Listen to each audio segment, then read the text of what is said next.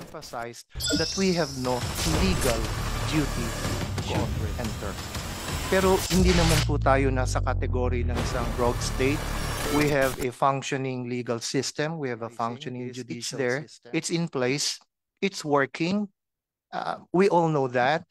Kung tayo po may problema sa hustisya, we still go to our national institutions, whether we belong to a political party or not. Pag may problema po tayo, we still go to the Department of Justice.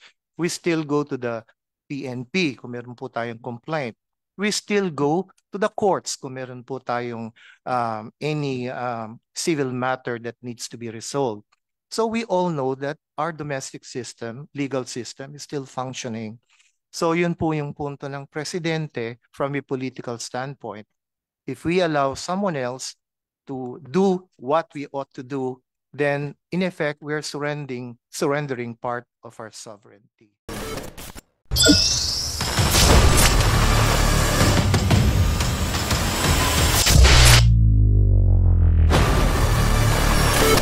Mga kabanat, bago nyo mapanood ang video na ito, mag-i-intro lang ako para iwas tayo violation na.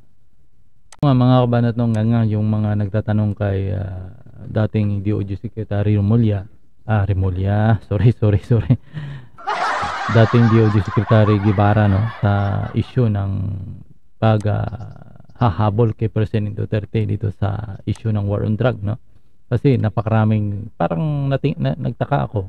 Pero nga sila dito mga kabanat, at ito sanang pumasok sa utak ng mga taong ito na wala na talagang, hindi dapat talaga suportahan itong pag-iimbestiga sa ating bansa. Una, walang masama doon sa war on drug ni President Duterte. Pangalawa, gumagana naman yung justice system sa ating bansa. Sa katunayan, no, sa kalagitnaan ng war on drug ni President Duterte, napakaraming pulis yung nakulong dahil nga nakitaan na nagkamali. Pero kung i-general mo lahat ang ginawa noon ay kalukuhan na yan mga kabanat, no? Saka nakikita talaga dito, no? Pero talagang nga sila sa mga sagot, no? Sa mga birada ni dating DOJ Guevara dito mga kabanat sa na ito. At saka nakikita ko dito parang tudukayod ngayon yung Kongreso para ipin down itong mga Duterte. Yun ang nakikita ko dito kasi kung talagang gagamitin mo yung talaga, isipin mo talaga, walang masama sa war on drug, no? Wala talaga ako nakita, walang masama doon, Talaga kung may nanagot, may mamanagot. Kaya nakikita naman natin yung mga pulis na gumagawa ng kabalastugan, nakulong naman talaga, Pero hindi ko magets ano ba talagang gusto nila kasing habulin talaga si President Duterte, no? Gusto nila kasi ipamukha talaga sa bayan na masama ang Duterte, 'di ba? Para siguro maida-divert ito kay Sara. Kasi nakikita ko talaga dito mga kabanat. Kaya nagtuturo kayo dito mga ilang mga congressman, no? For preparation ito for 2028 election. Kasi napakalaking trabaho ang gagawin nila dito para ipin down itong mga Duterte.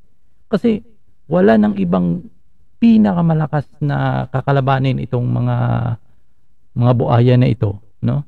Kung sino mang tatakbo dyan sa hanay ng nasa Kongreso o sa ibang part pa ng na ginagamit itong issue ng ICC, walang ibang pinakamalaking kalabanan nila kundi ang Duterte, no?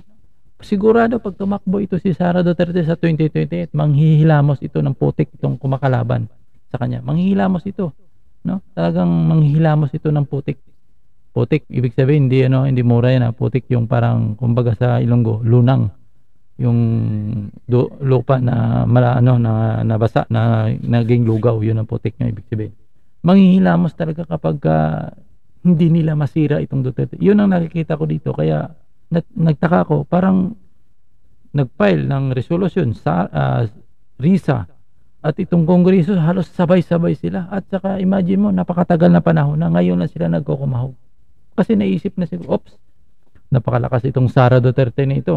Pare, may ambisyon ako po 2028. Gusto ko makapatong sa palasyo. So, wala tayong ibang kalaban dyan na malakas kundi itong si Sara Duterte. Okay, gagawa tayo ng paraan kung paano ito mapindown ito, masira ito sa taong bayan. Yun ang nakikita ko dyan mga kabanan. Na motibo, kaya gusto nilang papasukin itong ICC na ito. Na yun na kasing las-alas nila Kasi kung sa bansa, hindi naman sila papaniwalaan talaga kasi kabalastugan yung ano nila eh. Doon sila kasi yung ICC kaya nilang sige, ito yung mga ebidensya namin na mayroon talagang ano talaga yung war on drug, papakita kasi lahat ngayon ang napipid kasi sa utak ng mga taga ICC, puro mali ang nagawa ng Pilipinas eh. Hindi napid sa utak ng mga taga ICC na tama yung nagawa ni Presidente Duterte. Ang napid kasi sa utak nila doon, puro mali ang nagawa ni Presidente Duterte, mali ganito yun, walang droga, parang gusto niya sabi walang addict sa aming bansa, malinis doon yung mga tao, kahit pumunta ka doon yung mga tao doon nakasiga na lang yung mata, no, halos hindi na naghihinga, parang ganun gusto. So panoorin niyo muna itong medyo mahaba, no, yung intro natin.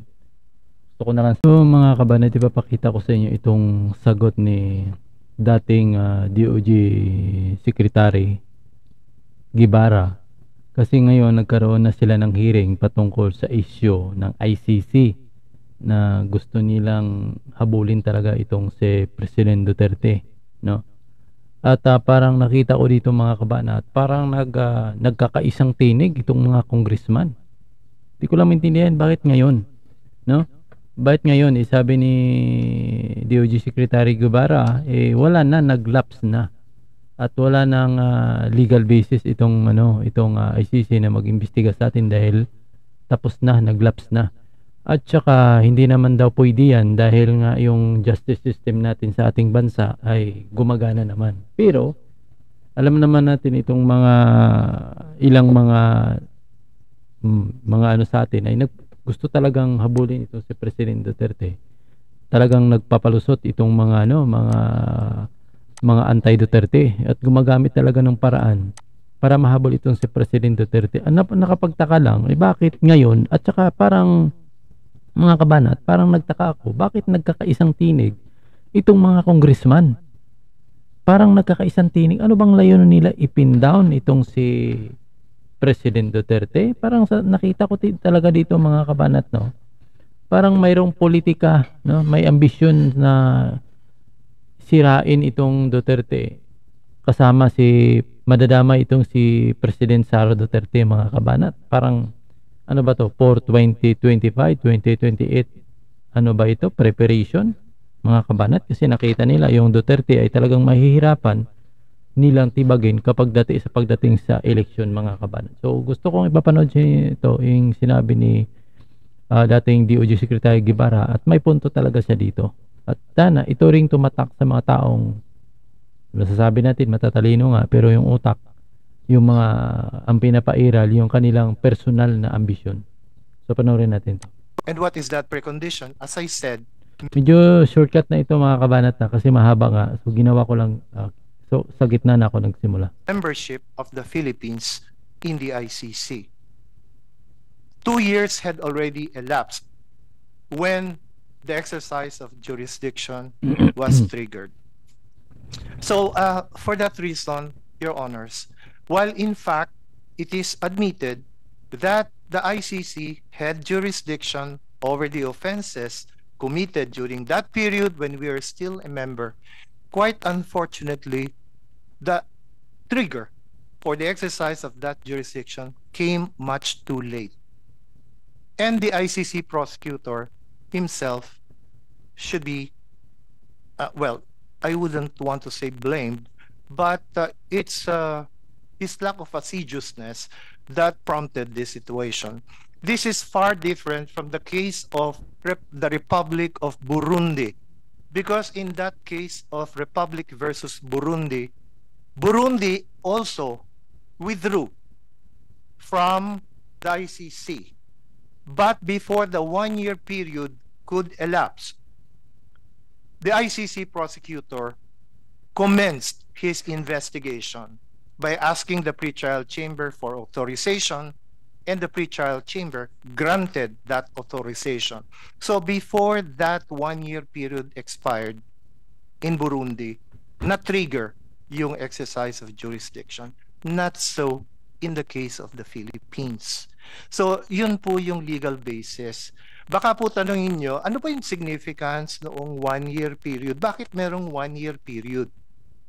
The reason for that, Your Honors, is the ICC in the articles I mean, in the under the articles of the Rome Statute, wanted to balance yun pong two competing interests. One major interest is yung sovereign right of any member state to withdraw from the treaty kung kailan niya gusto. That is one major consideration. Any member, any state, if it doesn't want to continue its membership, it has the sovereign right to withdraw from that membership. What is the other competing interest? The other competing interest is the ICC also wants to make sure that efforts to end impunity are also addressed. So how do you balance these two competing interests? By imposing that 1-year period within which the ICC prosecutor may initiate his investigation before the effectivity of the withdrawal of that state. Yun po yung balancing factor, that 1-year period. But in this case po, ang nangyari, na nag-take effect na po yung ating withdrawal in March of 2019, and yet, nung 2021 lang, more than 2 years later, nung nag-trigger ng exercise of jurisdiction. Kasi hindi naman po pwedeng forever. Naisip kasi nila yan eh, no? Kasi naisip nila, oops, parang itong mga politiko sa ating bansa may ambisyon na tumakbo sa matataas na ranking, no? O baka hindi, alam naman natin nung nakarang eleksyon, itong ating kapartido nangamote talaga, no? Sa kangkungan talaga pinulot. So gawin natin, kasi alam natin si Marcos hindi na makatakbo yan, wala na yan. Wala rin naman ngayon yan, no? Parang wala rin. Diba? So itong si Sara Duterte, gawin na natin yung lahat nating makakaya para mawala yung sa kapangyarihan itong try nating sirain ito sa pamamagitan natin, gamitin natin yung ICC. Parang nakita ko kasi politika talagang habol nila dito eh, no? Politika talagang habol nila dito, mga kabanat. Kasi kung talagang yung reason nila ay papanagutin itong mga sinasabi nila ay mga nasa war on drug, ay napakarami naman, mga kabanat, na kulong, no, na involved sa war on drug ng mga pulis na napatunayan na nagkasala talaga, nakakulong. Napakarami, murder pa yung kaso. Pero ano bang gusto nila? Politika talaga dyan, mga kabanat. Malinaw talaga dyan na nilalamon na ng politika ito. Nilalamon na ng bulok na sistema itong ating mga mambabatas talaga, mga kabanat. Hindi na nagpapangsyon talaga. Parang gusto nilang palabasin. Bakit di na lang nyo buwagin yung National Police, buwagin nyo lang yung natin sa ating bansa, yun na lang yung ICC yung magpapatakbo sa ating bansa, di ba? Doon naman kayo pumupunta eh. At alam nila, nakakatigan sila ng ICC kasi sila naman nagsusupport ng doon eh. Itong ginawa sa amin, binibrinwas na nila kasi taga ICC, mga kabanat, bago sila nagkandak ng investigation yan. Sigurado yan. Bibirinwasin nandiyan ng Rappler kasi, no, mga biased media na nag-bebrinwas, parang makakaliwang grupo, parang ni-radicalize na yung mga utak ng mga to doon, no? Parang papaniwa, ito na. Kaya may prejudge na, mga kabanat. At nagsasayang lang ng pera, mga kabanat, yung gobyerno kapag hinayaan yan. Dahil wala din mangyayari yan eh. Wala din mangyayari yan eh. Perpetually nakatutok sa So itutuloy natin ito. Ito yung last part na maganda yung sagot ni dating DOJ Secretary ng ICC kahit na hindi na po tayo miyembro ng ICC. Yun po ang paliwanag kung bakit there is no legal duty on the part of the Philippine government to cooperate. As I said, it's a political decision. But from a legal standpoint, the President has made it a point, has emphasized that we have no legal duty to cooperate. Now, the other major consideration po is on the issue of admissibility or the principle of complementarity. na which says na ang may primary jurisdiction to investigate all offenses and crimes that happened within Philippine territory belong to the national domestic institutions. At kung hindi po nagfa-function like yan, like some So ito yung bali example kung hindi talaga nagpa-function. Ito magandang paliwanag eh. Pero hindi naintindihan itong hindi naintindihan ng mga ilang mga politiko eh. At ilang mga kasi palibasa ang gusto nila, yung gusto nilang mangyari. Hindi nakikinig yan. Alam mo yung mga bulok ng mga tao sa bansa, hindi nakikinig yan. States, I wouldn't say in what continent or what, then that's the time that the ICC should enter. Pero hindi naman po tayo nasa kategory ng isang rogue state. We have a functioning legal system. We have a functioning judicial system. So while it may not be perfect, what we have been emphasizing is it's there, it's in place, it's working. We all know that kung tayo po may problema sa hustisya, we still go to our national institutions, whether we belong to a political party or not. Pag may problema po tayo, we still go to the Department of Justice. We still go to the PNP kung meron po tayong complaint. We still go to the courts kung meron po tayong any civil matter that needs to be resolved. So we all know that our domestic system, legal system, is still functioning. So yun po yung punto ng presidente from a political standpoint. If we allow someone else to do what we ought to do, then in effect we're surrendering part of our sovereignty. So by so doing, are we also parang not upholding the rule of law? Not really. Because if we do so by ourselves, using our own national institutions, that is also upholding the rule of law. For now, that's all that I can say, Mr. Chair, and I'm willing to answer any questions that the members... So yan mga kabanat, yun ang sinabi ni Guevara, no. So yun naman malinaw. Pero hindi talaga naintindihan yan kasi ng mga hindi naintindihan ni Lagman yan, hindi naintindihan ni Hontiveros yan, hindi naintindihan ni Raul yan, hindi naintindihan ni Franz Castro, hindi naintindihan ni Brusas yan kasi ang nasa utak kasi nila mga kabanat, may na sila nasa utak nila, pananagutin talaga si President Duterte. Wala yan. Hindi nila naisip yan na gumagana pang system sa ating bansa. At saka wala silang pakiyan sa kalakalan ng droga sa ating bansa. Ewan ko lang kung bakit ganyan. Hindi kasi hindi naman pwede singit siguro sa utak natin na itong mga to ay mahirap kasi, mahirap kasi diba? Kasi kung tingnan natin, ako wala akong totoo doon sa war on drug eh. Tama eh. Ako hindi tama yung ginawa ni President Duterte sa war on drug eh. Diba? Tama yun eh. Ano bang gagawin ng presidente sa war on drug eh. Diba? At saka maraming pulis yung nasawi sa war on drug din. Yun ba'y kinakondina nitong mga hunghang na ito? Hindi. Yung mga nasawi, na pinipilit nila, ay napakarami namang nagsampa ng kaso sa mga pulis eh. Katunayan, marami namang nakulong eh. Ang palusot naman, mamaya kung itadiretso natin, mayroon ako nakita, mayroong isa nagsasalita, kung sa amin, kaya sa ICC kami nagdiretso kasi pag dito daw ay nididismiss ng kaso sabi ko, tanga ka.